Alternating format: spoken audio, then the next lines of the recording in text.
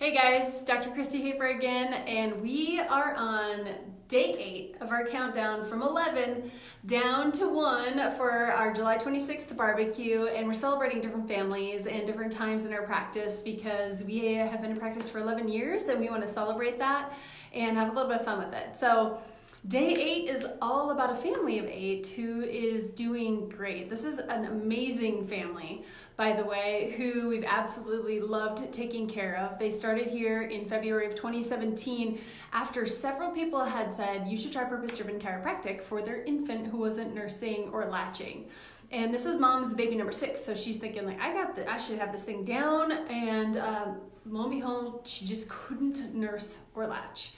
And after lots of struggles and weight loss, she had walked into a gym where her daughter was playing Upward basketball and saw our sign, because one of the things we do is sponsor childhood sports, and we love Upward. She'd walked in, saw purpose-driven chiropractic sign, and said, all right, here's enough of a sign, I'm supposed to come in. Brought her daughter in, and we scanned her.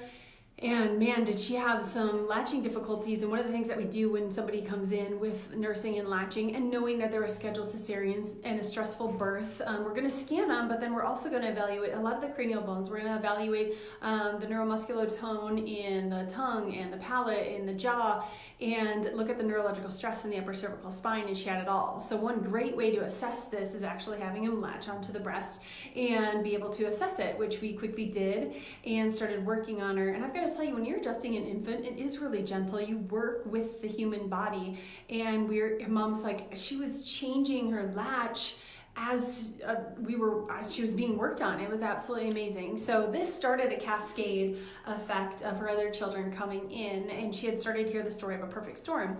Saw a poster and looked at it and said, oh my gosh, that is my son Caleb, who had a huge struggle. So he had just, you know what, if you read his story on here before, he had a real rough time. During labor, he lost all vitals, and they were able to, thank God, cut mom open hip to hip, yank him out, and he was born without a heartbeat.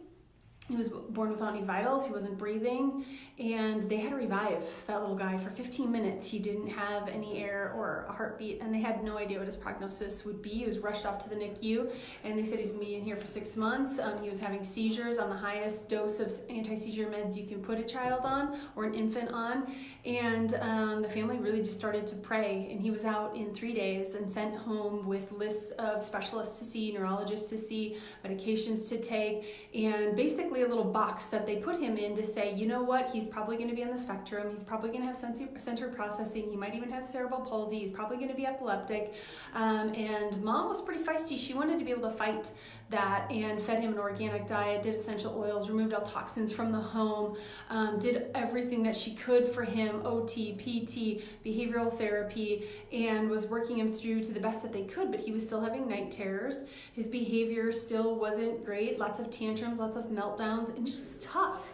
When you've got a kid who is a little bit of an outlier in the family, and you have to make up excuses for him of like, oh, he just gets to behave that way because he has all these issues, it's tough for other kids and siblings to understand. You have to accommodate around one child where everyone's walking on eggshells on. So when he came in and had to interview, where mom and dad wanted to send him to a private school, and they said, I'm sorry, he's unable to come here, he can't focus, he isn't advanced enough, he won't be able to come.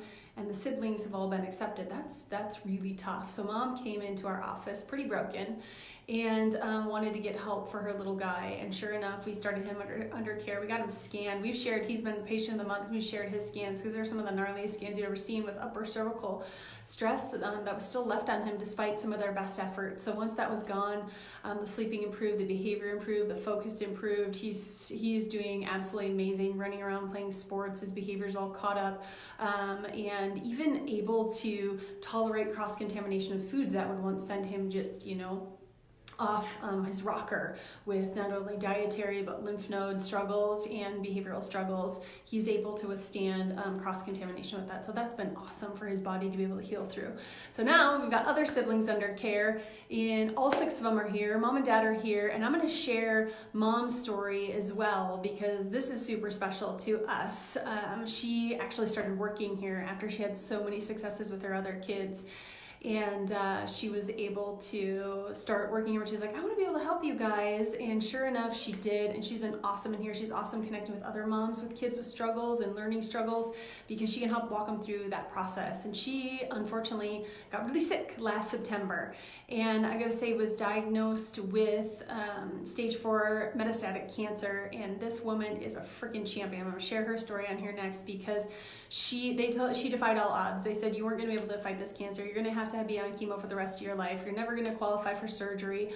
And you're gonna be hospitalized during this process. And during the whole time, she never once had to go to the hospital and be hospitalized for an immune struggle. Her doctors had said, we've never seen white blood cell count stay like this and someone remain healthy during chemotherapy. And she fought that cancer. She's now cancer free. They said, you're never gonna qualify for the surgery to remove it. They've done it.